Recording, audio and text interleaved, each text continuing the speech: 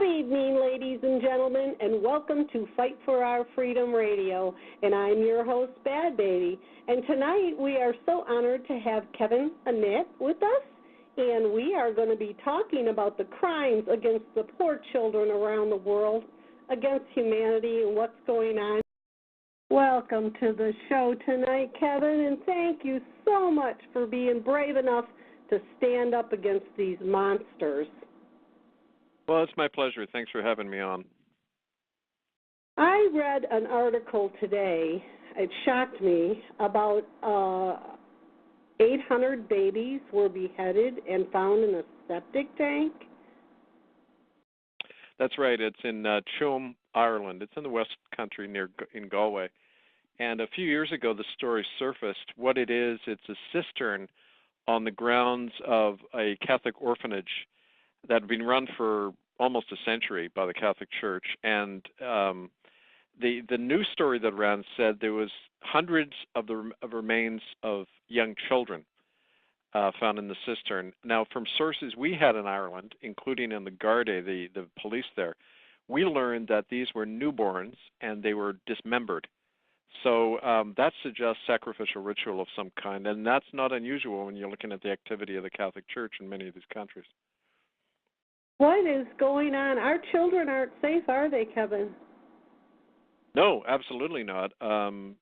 Because these regimes operate for many centuries, and it's really based, when you look, you pull back the official kind of label on these churches and other bodies, and you look at the real nature of what they do, like I proved here in Canada, they wiped out tens of thousands of Aboriginal children perfectly legally, and not one of them has ever gone to trial or jail, for any of these crimes. So literally these bodies can get away with these murders, and they're backed up by the law.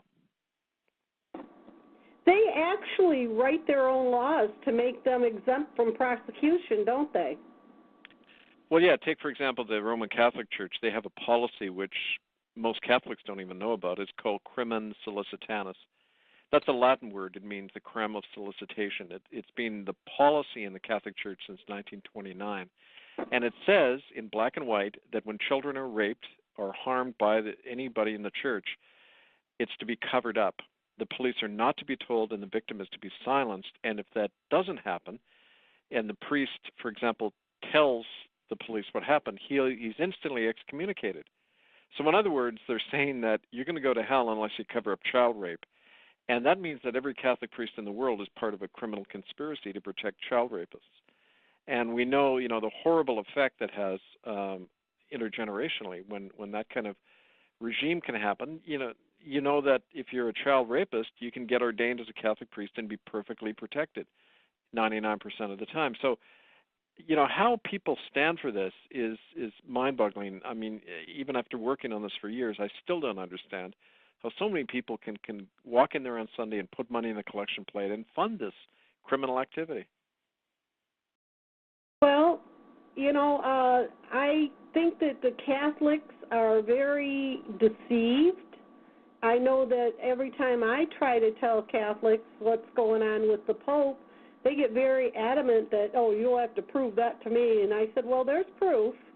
Why do they just blindly follow along? I mean, there are so many symbols, even on the attire of the Pope. The upside-down cross, the serpent on the staff he carries. I mean, there's so many satanic symbols there.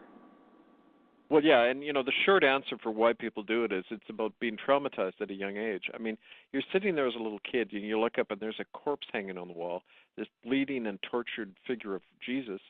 The subliminal message right there is that that'll happen to you if you're bad. That God sacrificed his own son will sacrifice you if you're not good.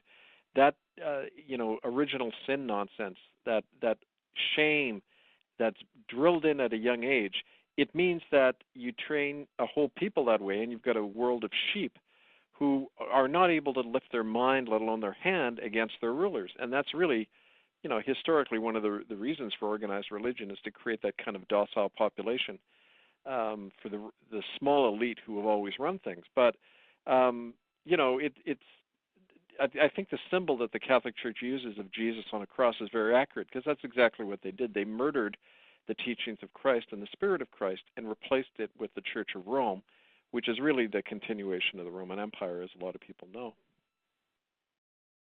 Well, tell us about what happened when you took this to trial in Brussels. Well, that was after many years of documenting it. That's what a lot of people don't understand when they first hear this issue. The Brussels court in 2012 that was convened under common law, that was the end result of many years of documentation and work in Canada and other countries. And we brought a lawsuit against the first case that was brought under common law was against the churches and government, the Crown of England and the Vatican in Canada, for these crimes in the Indian residential schools, which we have thoroughly documented up at itccs.org, over 20 years of research. And in fact, just so people know, on June 3rd of this year, the New York Times actually ran an article where it stated that the Canadian government finally admitted that thousands of children died in these schools, as I've been saying for years, and that it was genocide. Well, that was some of the evidence that we used to find Pope Benedict, Queen of England, all sorts of other church and state officials guilty of not only committing those crimes, but then covering them up. And what people don't realize is that they have that innate right to put their own system on trial if the courts are colluding in these crimes, which is very much the case. So, you know, the thing that people also haven't realized is that when the verdict of our citizens' jury came in February 2013, the final verdict finding these people guilty of these crimes, it occurred just 2 weeks after Pope Benedict had resigned, the first time in peacetime a pope had ever resigned, on February 11th. 14 days later, the verdict comes down, and he knew that verdict was about to be announced. And even if most people don't realize it, he knows that under international law, any court can enforce that verdict. So, for example, the Spanish government, I don't know if people follow this recently in the news, they tried to arrest Netanyahu, the Israeli prime minister. The Spanish government, their courts have jurisdiction to indict any world leader for human rights violations. And they had, in fact, notified the Vatican that they were considering issuing an arrest warrant for Ratzinger, Pope Benedict, based on our court trial. So, you know, even though we don't have the power ourselves to arrest these leaders, other courts can do that. They can issue arrest warrants, and that's the power of what we did. So it did have an amazing result. Ratzinger resigned, so did 3 other top Vatican officials after we found them guilty of these crimes. Did they cut a deal with local law enforcement, do you think? Very much. The Vatican is protected by the Italian government under a thing called the Lateran Treaty, which was signed originally with Mussolini, the dictator, in 1929. Even though Mussolini was overthrown at the end of World War II, the Lateran Treaty continued, and under that, the Italian government has to legally protect the Vatican, and that's why Pope Benedict Joseph Ratzinger is still hiding out inside the Vatican to avoid arrest. I mean, it's quite an admission of guilt that he's hiding that way and not facing the world, because he knows very well that he was involved in covering up child trafficking and even murders going on. One of the things that we discovered in the case of our investigations was that there was a group called the Ninth Circle operating. It's a satanic cult, child sacrificial cult within the Catholic Church, and he was a member of it. As a matter of fact, when Ratzinger was in the Hitler Youth, he was a member of what's called the Knights of Darkness, which is a satanic cult that operated within the SS, the Waffen-SS in Europe. We've documented this thoroughly from insiders and other sources. So Ratzinger was part of the SS? He was in the Hitler Youth. He admitted that. He lied when he was confronted about that with reporters, by reporters. He said that he was only in a anti-aircraft unit, and he was never a frontline combat soldier, but in fact he was. I know, as a matter of my own uncle was a Canadian soldier at Normandy on D-Day, and his company was shot. Most of the people in his company were shot by the Hitler Youth. but he escaped. But a lot of the other guys were shot. These were active combat units, and Ratzinger was in one of them. But this Knights of Darkness was, they were actually sacrificing children. This is an old kind of practice you find cropping up again and again. How many children have they funneled through there, Kevin? I mean, how many children have been sacrificed or killed? It's impossible to say, but it's a regular activity. I mean, for example, one of the records that was given to our court was leaked from an insider in the Vatican archives. And it made reference to this Ninth Circle operating as far back as the early to mid-1700s. These things go way back, and as a matter of fact, they're based on old Roman holidays. The Romans used to sacrifice children and animals on certain days of the year for fertility of the crops and things like that. February 23rd and 24th, they were called the festivals of Feralia and Terminalia, and they would sacrifice children on those dates. Well, those sacrificial practices never stopped. And in fact, when you look at the Catholic Mass, it's really a sacrificial ritual. It's saying we're going to kill the Son of God and eat of his flesh and drink of his blood. Now, a Catholic believes that he's literally eating the body and blood of Christ. You know, that's part of their the communion. Ritual. Yes, and you know, it's literal cannibalism. So it's not a stretch at all to realize that they believe that the sacrifice of the innocent empowers them with kind of a spiritual energy. And that's right in the Catholic Mass, and it's also in these black satanic masses that, you know, top Catholic officials regularly are involved in, and we have that from eyewitnesses. If you go to itccs.org, you'll see two Dutch women who were present at these rituals, Toos Nienhaus and Anne-Marie van Billenberg.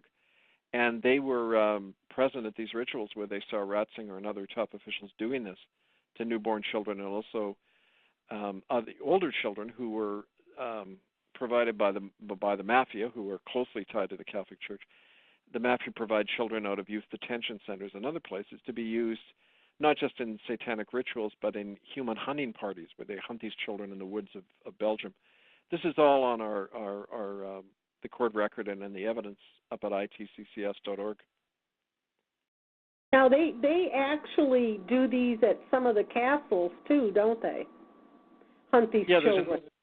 There's a number of castles. There's Carnarvon Castle in Wales, Balmoral Castle in Edinburgh, which is the Queen's Scottish residence. All the royal families of Europe are deeply involved in this stuff, according to the witnesses and other sources. There's a number of castles, especially in France and Germany, where this stuff goes way back. As a matter of fact, Anne-Marie van Billenberg, when I spoke to her, and we have a long interview with her up online, she was married to one of these mafia hoods who was providing the children, and they were blackmailing her into silence by making her watch these, participating in these rituals. But she said that in one of the castles she saw near Kastelheim in Germany, there were, after they hunted down these children and killed them, they cut off the penises of the boys and mounted them on the walls like hunting trophies. And these were elites doing this. This is people like, some of the people she mentioned seen there were not only the royals, but top politicians in Europe, including the Dutch Prime Minister Mark Rutte, George Soros, who you may know of. George Soros is Hillary Clinton's main financial backer. He's one of the multimillionaires who runs American politics. And he's a good friend of one of the Dutch royal family members, Prince Friso, who was seen by Anne-Marie at these hunting parties. So, the list goes on and on. I had read that they also harvest these children's organs. Well, organ trafficking is a pretty well-documented thing. We know that it's very big in the Pacific Rim countries. The Chinese military have a big stake in that organ trafficking industry because they provide several thousand people every year that they kill in their prisons, and then they get a cut from the organs that are sold on the black market. Now, in tracing that, we found that the organ trafficking going on in Thailand, a lot of, as you probably know, in Bangkok, it's one of the big centers in the world. of the child porn and child sex industries. There's actually tourist groups of tourists who take trips to Thailand just to use child prostitutes. And one of the things that's being found there is that a lot of those children are killed for their organs.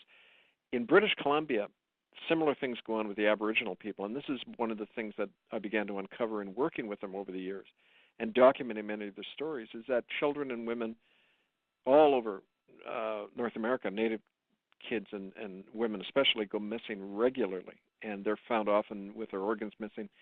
The police routinely cover these things up, but we have this from family members and others who we've spoken to. How did you get involved in investigating this, Kevin? Well, not suddenly and not easily, because it started for me over 20 years ago. Actually, in 1992, I was a newly ordained minister with the United Church. That's the largest Protestant church in Canada, the United Church of Canada. And I was on the West Coast in a little town called Port Alberni. And I began to, the first week I got there, I'd been hired to rejuvenate St. Andrew's United Church. It was down to about 20 members, and they needed new blood, as they put it. So I went out in the community and really opened up our church, opened a food bank, and about a third of the locals were Aboriginal. And I began to visit them, take them food, and just get to know them, invite them into my church, and that's when I began to hear these stories of the children being killed and gone missing in the local Indian residential school run by my employer, the United Church, along with the Catholics and the Anglicans, the Church of England. They ran over 200 of these schools, and even the government's own figures show that half these children never came back, more than 50,000 children. And that's, like I said, being confirmed now by government sources themselves. But I didn't know any of that at the time. I was like a typical white Canadian. I was ignorant of a lot of these crimes. But I couldn't deny what the people were telling me over and over. And later what I found in documents confirming everything they were saying. So for me, it began as my work as a minister. And I had to look at why there were so many problems among Native people. I had to be coming from somewhere. And it was from this long history of legal genocide. Wow. And this isn't just Canada or Africa or Bandock. I mean, these American children are being used also, correct?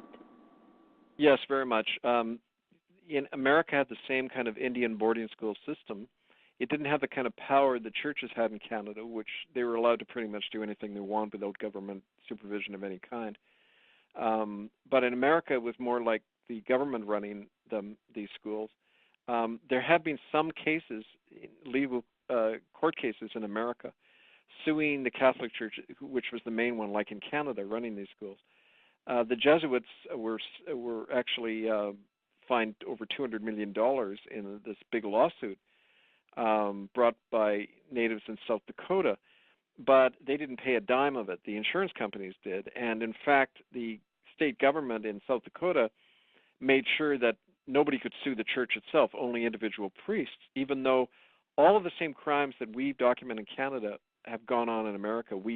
I talked to one woman, Clarita Vargas, her name was. She went to this Jesuit school in Omak, Washington.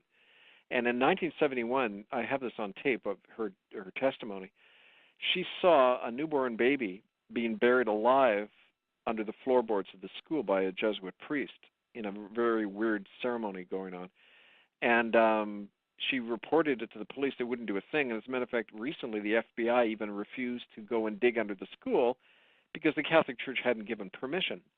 It's kind of like going to the serial killer and asking for their permission to dig under their house. Yeah, it no shows kidding. The Catholic Church has that kind of weight and money and votes and everything behind it. But it's like you said, it's really a power unto itself, and that's going to carry on until people do something about that in the communities.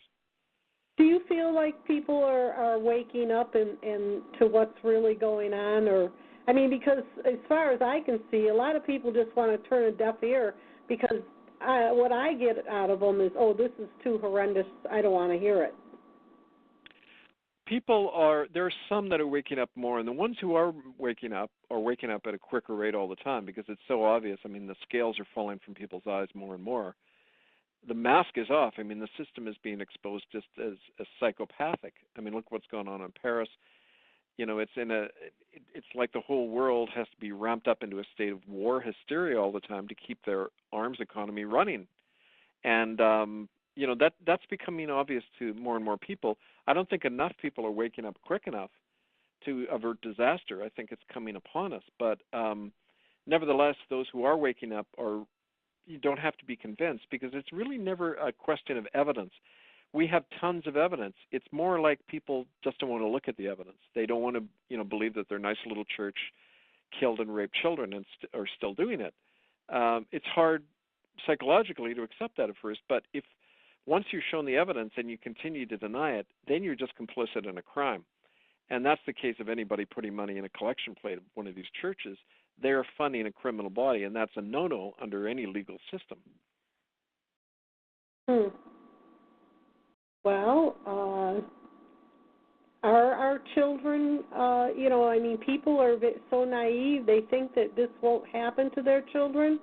I just read an article where 2 little girls were found missing in Ohio by the river. They found their bicycles. They were treading the river, and they never found anything. And I went, those girls were taken.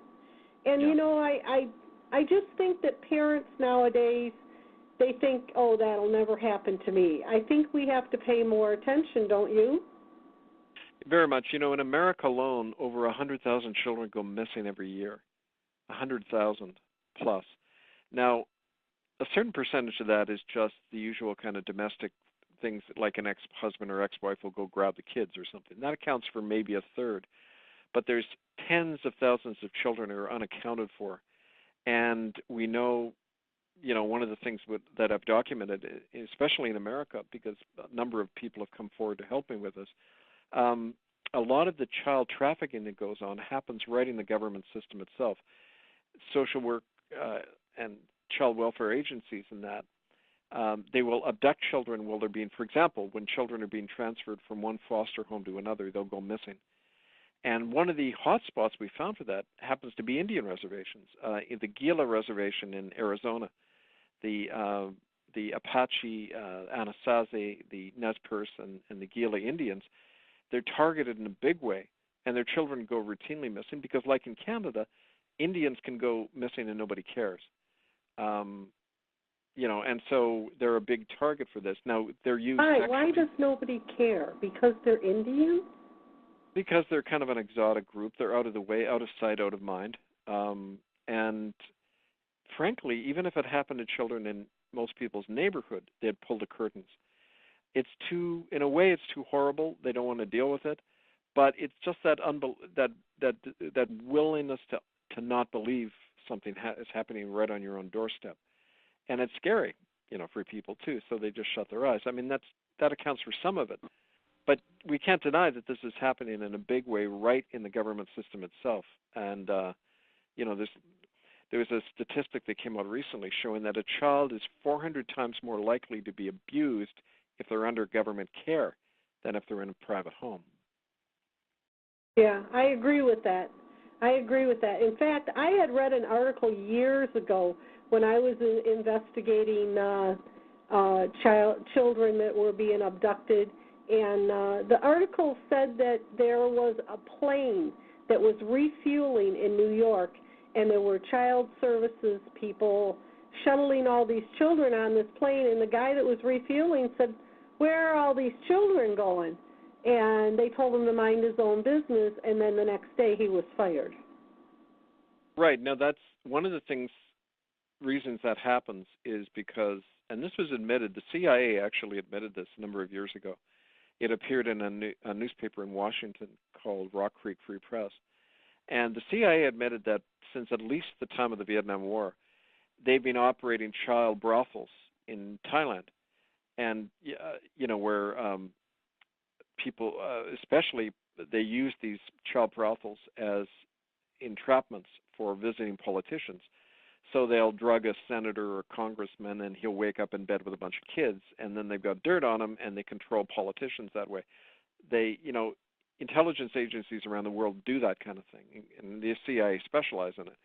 So to some degree, that's why those things happen, because top players in the government and the military and others are using child prostitution and that as a political weapon. But it's also a very lucrative industry all over the world. It's a global industry, human trafficking. Over 20 million people are trafficked every year. Children are part of that. But it's a big business, and we know who's funding it. We know that the same banks that fund the drug trade, like HSBC Bank, you know, you go into an airport and there's that HSBC everywhere. They were fined over $1 billion by the U.S. government for laundering drug money of the Mexican drug cartels.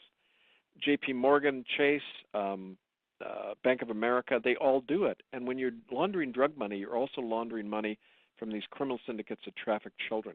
So it's all part of the same global criminal conspiracy, really. And they make big money off these children. Am I correct, right? This is a lot, and I'm talking about the Vatican, correct? Well, making money off these children? The roads tend to lead to Rome on a lot of this stuff. Historically, that's where it's all come out of. But yes, the going rate on the west coast of Canada that I know best, you sell Aboriginal children for anywhere from 10 to 20,000. White kids, 50 to 100,000. Is the going market rate right now for children, which are fairly easy to get, like I mentioned. Now, are you familiar with Johnny Gosch when he went missing? Yeah. Yeah, I was investigating Johnny Gosch a long time ago, and I had heard that they were going to have him come up on an auction block somewhere in a warehouse. I think it was in Texas. Is this part of that, the auctioning of these children? Well, auctioning goes on. I mean, the thing is, behind the scenes, these elites do anything they want to these children. They treat them like slaves. It's like a different world that most people aren't aware of. And when you talk of survivors from this system, it's just mind-boggling, the extent to which basically they're treated like just animals, and they have no rights or anything.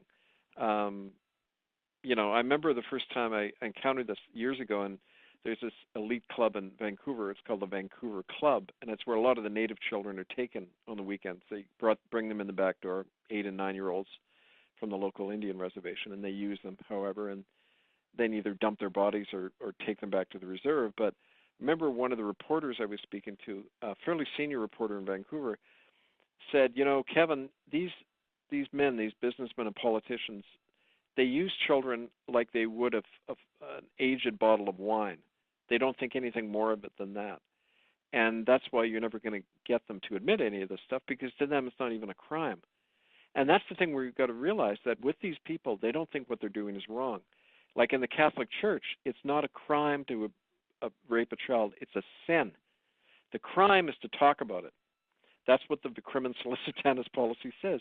You're committing a crime, it'll go to hell if you spill the beans on the fellow child rapists. Now, what kind of twisted logic is that, especially coming from the church? Well, it's kind of like the same twisted logic the Muslims. I hear that they tell the women before they rape them that their religion tells them they're allowed to do that, so why are they upset?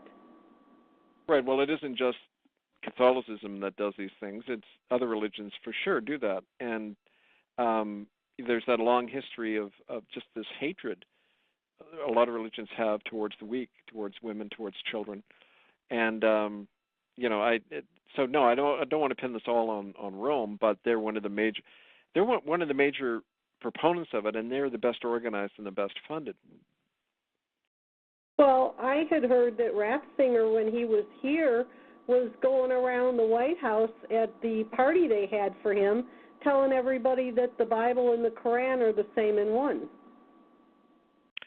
Well, Ratzinger did that, and so did the present Pope Francis, who's the big con man. I mean, Jorge Bergoglio, this Pope Francis, trafficked children during the time of the Argentine military junta when he was the Archbishop in Buenos Aires. He made a lot of money for the Catholic Church, just like they did in Spain under the Franco dictatorship, where they took the children who were of the political prisoners who were locked away, and they would traffic their children for lots of money. And the present Pope Francis did that, and that's why he rose up so quickly through the Catholic hierarchy. He was friends with General Videla, the Argentine dictator who killed over 30,000 people. Here, Bergoglio is going around the world, being named Time Magazine Man of the Year, although that's no great accomplishment because Time Magazine also named Adolf Hitler Man of the Year in 1938. But anyway, everyone's supposed to like this Pope Francis because he's saying certain nice things. Well, if you look into the guy's past, it's bloody. And he even, when he was in America, he made a saint out of this Junipero Serra, who was a missionary in California who worked to death thousands of Indians on these Catholic plantations. Suddenly that guy's a saint. So, I mean, it shows that these people are very sick in the way they look at the world, and unfortunately, because they smile and wear a white robe, that's supposed to make them a nice guy. Now, mainly, the Catholics raise their children just to blindly believe. I know I was looking at a mass that they had online for Easter, and they were singing in Latin, but you could tell, obviously, they were worshiping Lucifer. Yeah, well, like I say, the line is very thin, and when on Vancouver Island, there was a lot of research done into the satanic networks there, and time and again they found that the satanic ritual killings of children were actually happening inside Catholic churches in sub-basement crypts. We've documented this in a number of Catholic cathedrals all over North America. And that's one of the things that Bergoglio, when he was visiting America in September, Pope Francis, he was participating in at least one of those rituals in Washington, D.C. on the night of September 23rd, I think it was. Now, they do these rituals on certain dates, don't they? They tend to do it full moon. The 23rd and 24th of every month is usually a high point, but they also follow their own. It isn't just a satanic calendar. They do it on literally any time they want, so it's not restricted to just those days. So that's the thing people have to remember, that this is just very widespread, more than people realize. They actually believe that when they drink the blood of these children and it gives them some kind of great power? Well, they believe it rejuvenates them, and it does give them authority. I mean, in their own mind. We've documented when these incidents happen, the kind of ritual numbers and everything used suggests, that it has that meaning behind it. Like, one of the cases we documented was when Queen Elizabeth came to a Catholic school in October 1964, and 2 eyewitnesses saw her take 10 children out of that school, and these kids were never seen again. Well, it was October 10th, 1964. All those numbers add up to 10, 10th month, 10th day, 1964.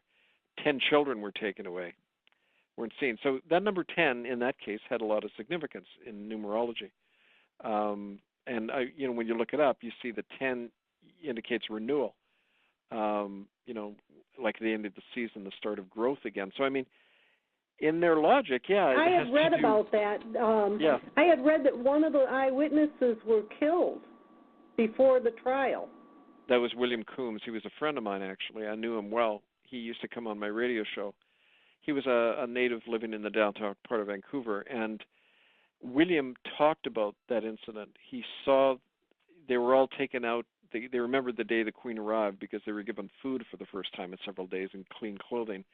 They all went down to a place called Dead Man's Creek, where she had a picnic with them, and she saw them, or he saw her leave with these children. Her and Prince Philip took these children away, and they were never seen again. They were all local kids, and nobody ever saw them again. Well, he talked about that, and that was in early 2011. I went over to London, England. We were setting up a forum there where he was going to come and speak in London about that. The day before he was to leave, he was told to report to St. Paul's Catholic Hospital, and they gave him a series of injections there. He went into a coma, and they pulled him off life support after less than a day. They just killed him in the hospital. Jeez. Well, they'll go to any length to keep it covered up, won't they, Kevin? Oh yeah, but they can attack, as they often do. They attack the whistleblower, they attack the truth teller, but they can't destroy the truth that they've surfaced. And that's why I find that whether it's attacks on the internet or attacks in the wider world, those are acts of desperation. they know their backs are to the wall. They know that the mask is slipping, and they've got to, when you're being attacked, it means your adversary is scared of you. It doesn't mean they're in charge or confident of their power. It means they know that their power is slipping, and that's why they tend to attack. So tell us who all was found guilty in Brussels, and tell us how the jury reacted to what they saw. Well, there were two cases. The first had to do with the whole thing of genocide in Canada, which we've documented so well. And the second case had to do with naming the present Pope and others as being involved in global child trafficking. And that second case is ongoing. It's not over yet because we uncovered this enormous hornet's nest of, especially in Europe, global child trafficking going on. So it's still being documented, and other cases are being prepared. But in the first case, on the genocide in Canada, there were 30 defendants named, including the Prime Minister of Canada, the Queen, the Pope, all sorts of officials within the churches and government. And they were found guilty. There were 58 jurors who initially volunteered. And eventually 33 of those formed the final jury. They were all connected by Skype. I remember I was working with the prosecutor's office as a special assistant, providing a lot of this information that I've come up with as part of the case in the docket presented by the prosecution. And when people were responding, it was, got to hand it to these people. Most of them didn't have a lot of education. They were ordinary people who volunteered, like in any jury. And they were just so dumbstruck that these crimes could have gone on for so long without any other legal intervention. And by the end of the trial, many of them who had come in doubting whether the common law court had any power realized, yes, we have the power because no other court is willing to do this. We the people, have to take this legal action because the courts are complicit in covering these things up. So that's part of what I saw going on. Well, we the people actually do have to do something about this, or nothing will never be done. Well, that's right. Even if we have to arrest them ourselves. That's exactly I had what we're heard going to do. that you wanted the Pope to be arrested when he visited the U.S. What happened with that? Well, we send notices to the police. We said that this man's a wanted felon. It doesn't matter that the president or the Congress invited him. It doesn't reduce his crime. His crime or the fact that he was found guilty by a bona fide court, and the police have the obligation to enforce that arrest warrant. There's standing arrest warrants out against all of these people. That's the thing to understand. Now, any citizen can perform a citizen's arrest, not only if the person has committed a crime, but if you even suspect they're going to commit a crime or they're a threat to children or somebody in your community. You have a right to detain anyone, whether a pope, a president, anybody. You have that right as a citizen. And if the police stop you, they're obstructing justice, which is a very serious offense. So what we often say to police is, like in Canada, we issued stand-down orders to these Crown officials. We said, you're serving a criminally convicted body called the Crown of England and the Government of Canada, which is its servant. You've got to stand down and start serving the people, and that's what we've got to do. We, the people, have to take the law back into our own hands because it's being corrupted. It's that simple, and our children are the ones suffering for it. Did they ever serve the warrant to the Queen? They were all served, and we've got they that were on. All served. All of them were served, summons. They were all given the chance to respond. None of them responded. And under the law, when you don't contest a criminal accusation being made against you, that's an admission of guilt. And normally a judge has then the power to find the person automatically guilty because they're not contesting what's being said about them. I mean, normally if somebody called you a child killer in public, you defend your good name, but only if you're innocent. If you're guilty, you want to just ignore it and hope it goes away, which is exactly what they've done. We have a guest in the chat room that wished to ask a question. Keith, we're not allowing anyone to call in tonight because Kevin's just going to be with us 1 hour. But if you want to type it in, I'll see if he'll take the question. Kevin, are you being attacked for your work? I'm sure you are. I mean, I've seen a little bit of it tonight in the emails we received. But other than that, I know you travel around. Do you get harassed when you're traveling, or tell me what's going on? Well, this nonsense over the internet, it's all name-calling and innuendo and rumor. It's never based on any solid evidence. As a matter of fact, they don't have any evidence. The people they cite, I've never met. So that nonsense isn't even worth commenting on. The more serious attacks have been destroying my family, physical assaults, killing the people I work with. These serious, more serious attacks going on. It's coming from the same people who are funding these internet trolls. It's coming from the government. It's coming out of Rome.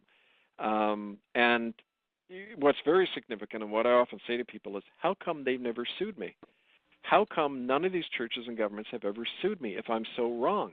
If I'm making this stuff up, the first thing they would do is sue me to shut me up and present the real truth.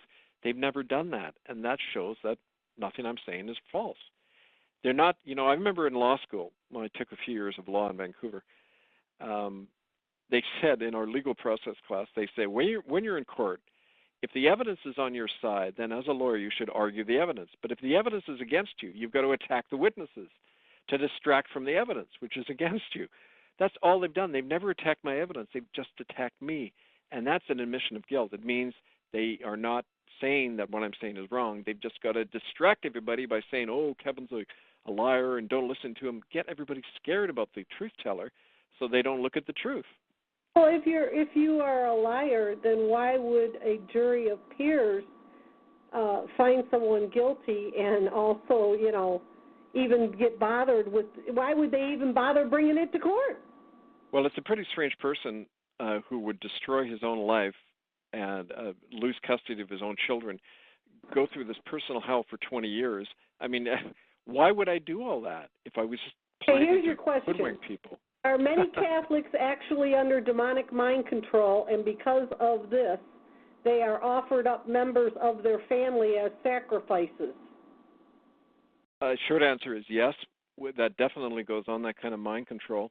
I've seen it in Aboriginal families and also white families, where literally there have been accounts of people who were in these residential schools who were literally being raped and beaten by priests, and the parents were so cowed that they stood by and watched. And after all, he's a, quote, man of God, and we can't intervene with what he's doing. That on a small scale, I mean, that happens everywhere. Literally, these people can kill and get away with it because I guess God's willing it. I mean, that's been a long history of that, but yes, that definitely goes on. I mean, just the thought of poor little innocent children being released into the woods and hunted down like cold-blooded animals, it's just too horrendous to even believe. Well, one of the quotes of Jesus I like is that when he's saying Jesus' prescription for how you deal with somebody who harms a child is you tie a millstone around his neck and throw him in the ocean. You don't give him a 1-year suspended sentence. You throw him, you get rid of them. And it's interesting he would say that. People always view Jesus as this beneficent kind of nonviolent character. Well, he got very violent when it came to harming the innocent. And it reminded me of a Cowichan Indian man on Vancouver Island once told me that, I asked him once, before the Europeans came, when you guys were on your own, how did you deal with child abuse? Because, I mean, every culture has it. It wasn't just a European thing. He said, well, in the village, there'd be a special group of men who would go in, if somebody harmed a child, they'd take that person away in the woods and you'd never see them again. And I said, well, wasn't that kind of brutal? And he said, yeah, but what happened to that one person wasn't as bad as if he had been allowed to operate freely. He would have destroyed the next generation, and then we have no future.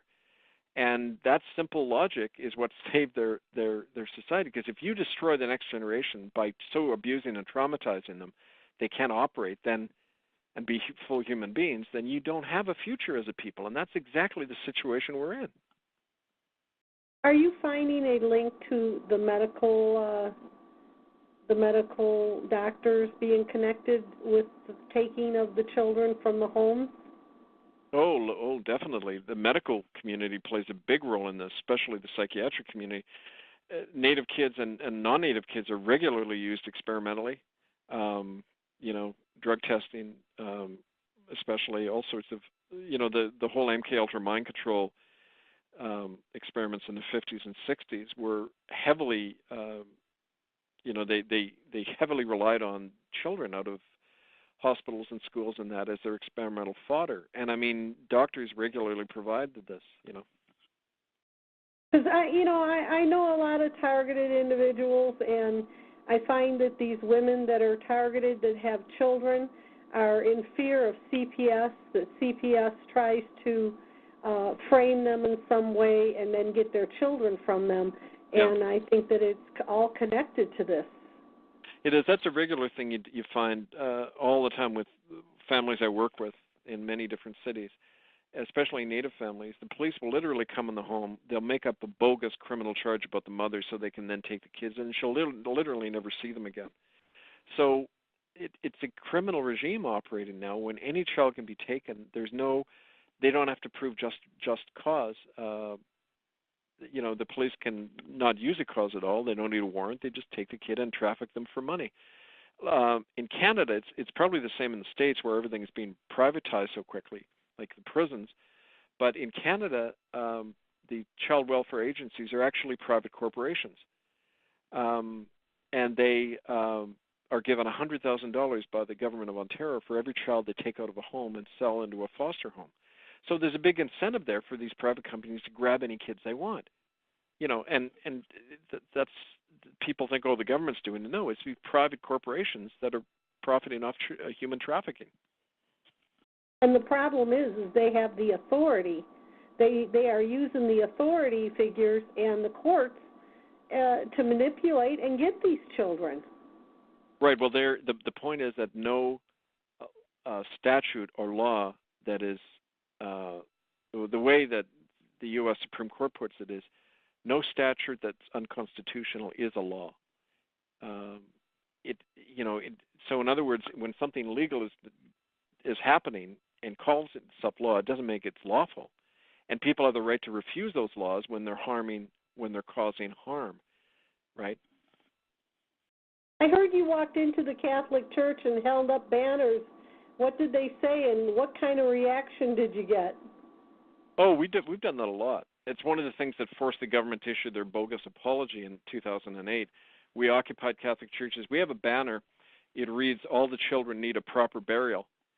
And we walked in there, and it caused quite one of the times we did in Vancouver at Easter in 2008 was at the main Catholic Cathedral, Holy Rosary downtown. And when we walked in with that banner, most of the people in the pews were curious. They actually even stood up in respect for what we're doing, but the priests were very irate, very angry, because they've got a lot of their own dirt to hide, in terms of their own abuse of children and that. So they get very paranoid when we show up with that banner. But anybody who challenges these things will tend to get, a lot of retribution and attacks from the church for doing it. They have a guilty conscience. I wonder if the collection plate was a little light that day. It was. We urge people never to give money to these churches, and that's what they're really afraid of when people do that. And, when people are listening, if you go to itccs.org, there's a number of things that are urging people to take action in your own community. And one of the things that you can do is just get people to stop giving money to the Catholic Church and these other churches that are harming children. Because, like I say, you're funding a crime, and you're liable for arrest. In a just system, you'd be arrested for funding a criminal body like the Catholic Church. Well, we've only got a few minutes left, so I want you to tell us, what could we, as just an average citizen, what can we do to try to help or try to get this to stop? Well, first of all, educate people. Go to our website, itccs.org, and that's got the main information there. Also, hiddennolonger.com tells you more of the story of genocide in Canada. And you can write to us. My email, hiddenfromhistory1, like number one, hiddenfromhistory1@gmail.com. I do a lot of work in going into communities and helping them organize common law courts and forums where a lot of these issues can be raised. The most important thing is to not turn away. Find out what's going on in your own neighborhood, how people are being harmed, and try to get your local community sheriff on side. The county sheriff in America has a lot of power to convene juries. They can even arrest corrupt judges.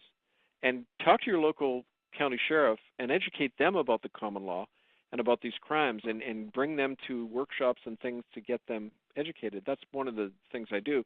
I'd be willing to come anywhere people want me to come and assist them in this work. So, yeah, please contact us. And what are your plans for the coming year? Well, I'm working on a sequel to our documentary on Repentant. I'm writing a number of books. I'm helping educate the world more by working kind of at the local level, really focusing on empowering people in their own communities. Because these, when you present a lot of this stuff, it can get overwhelming for people, especially in the age of the internet where you can learn so much so quickly.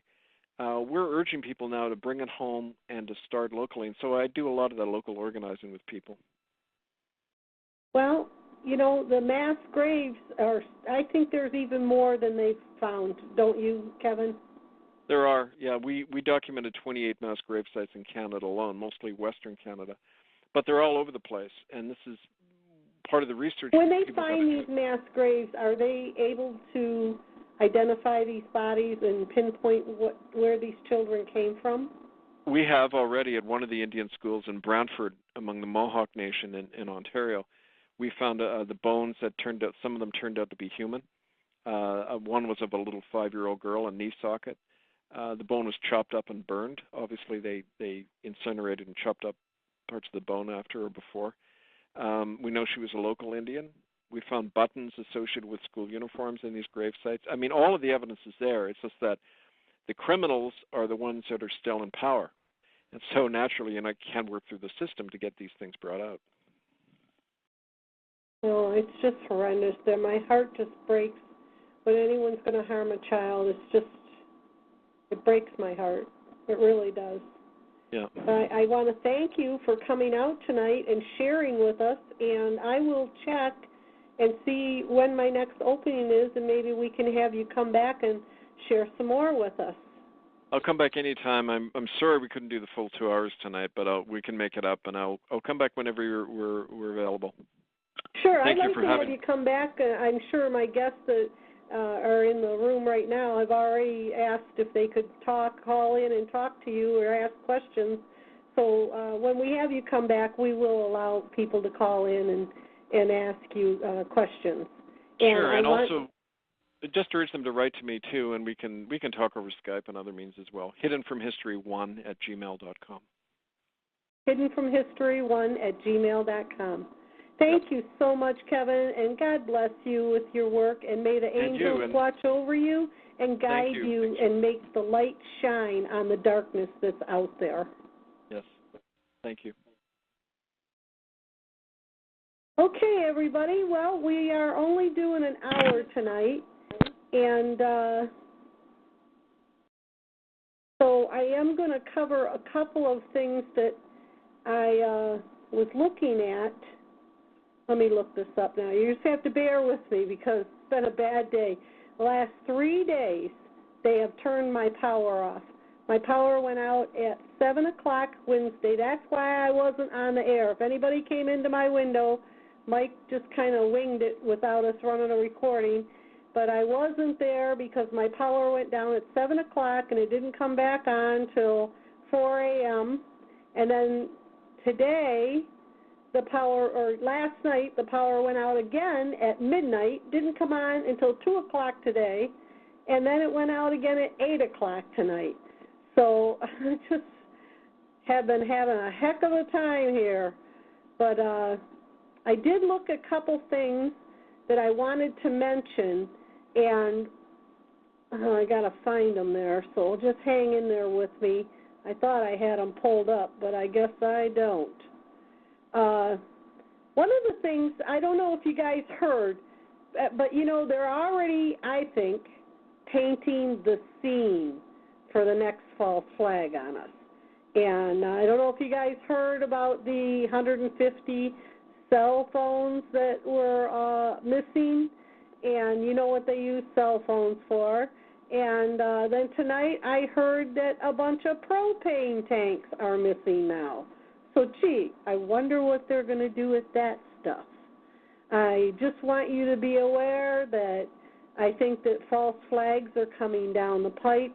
more and more that Americans are threatened. I want to caution you about going into shopping malls or where they have stadiums, lots of people. I think that whatever they're planning on doing, it's going to be a lot of people.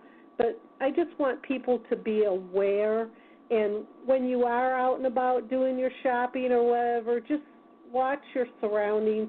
Don't just be naive. Just kind of be extra cautious. And one of the things that I wanted to talk about that I found interesting was that I had watched a video where Obama was giving a speech at one of his dinners or something, and he made a comment about conspiracy theorists. And he said, for all you conspiracy theorists out there that kind of think I'm up to something or I'm going to pull something, and then he pauses and he says, you're right. And everybody laughs like he's just joking around. And to watch his face, he's not joking around. And then he says, and this is the part that makes me wonder about Christmas. He says, in my first term, I conquered Iraq. In my second term, I plan on conquering Christmas. Well, they say Obama's a Muslim, and I think he is.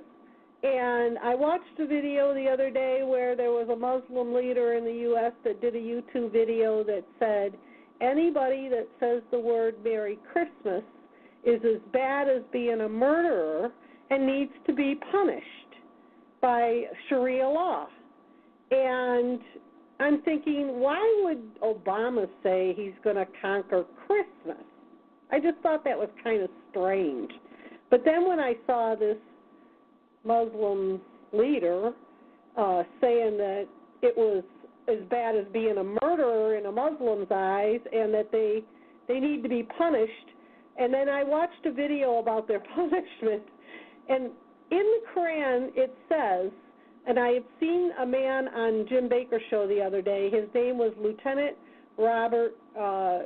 Colonel Robert, I think it was Lieutenant Colonel Roberts was his name, and he wrote a book, Never Submit, and I thought the guy was great.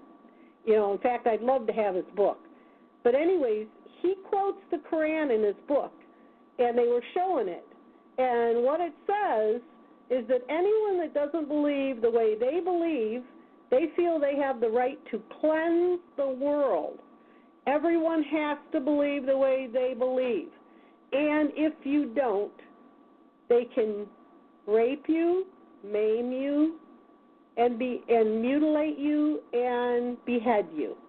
Those are the four things that it said in there. Now, from what I'm seeing on the internet, they're raping these refugees are raping the women in Sweden. It's getting horrendous. And they're telling the women before they rape them, they pray, and then they rape them, and then they pray after they rape them. They're telling the women, I don't know why you're getting upset. My religion tells me I have the right to rape you.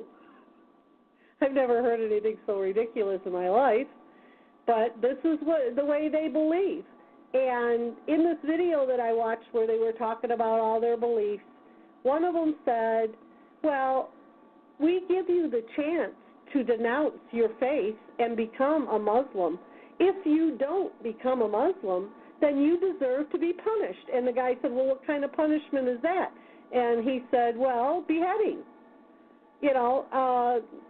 This man that was on Jim Baker the other day, and I think he's absolutely right because I have said this many times, that they plan on taking over the children. And he said the same thing. I was like, God, I'm so smart. But I kind of figured they wanted to take over the children when they handed out 3-day FEMA meals to the schools for every child in the school. And I thought they want FEMA meals there because if they lock that school down, they're going to make sure they got meals for them kids. But this is what they plan. This is what this man said. He said they plan on killing the men in America and taking the women, and they're going to rape the women and breed with them, breed more children for jihad, and that they are going to raise the children that are here now to be raised the right way. So this is what he says that they're planning. And he also says he was very disappointed in the current administration and that we need a real commander-in-chief. Amen to that. But that was about all I wanted to mention tonight. I want everyone to be extra cautious when you're out and about. I'm very, very suspicious about these cell phones and, you know, when they start, oh, wow, there's a bunch of cell phones missing. Oh, wow, now there's a bunch of propane tanks missing. You know that they're setting the stage. So I think that was in Missouri. So if I was in that area, I would just be doing my shopping online. Anyways, I want to thank you guys all for joining me tonight. I'm sorry that Kevin couldn't stay for the full 2 hours, but he did not realize he had a previous engagement. But I am going to bring him back, and I will let you know when he's coming, and we can have people call in if you want to ask him questions. And next week I will be having PMH on, and she is going to talk about her book, Heaven Really Is on the Other Side. So I want to thank you guys all for joining me.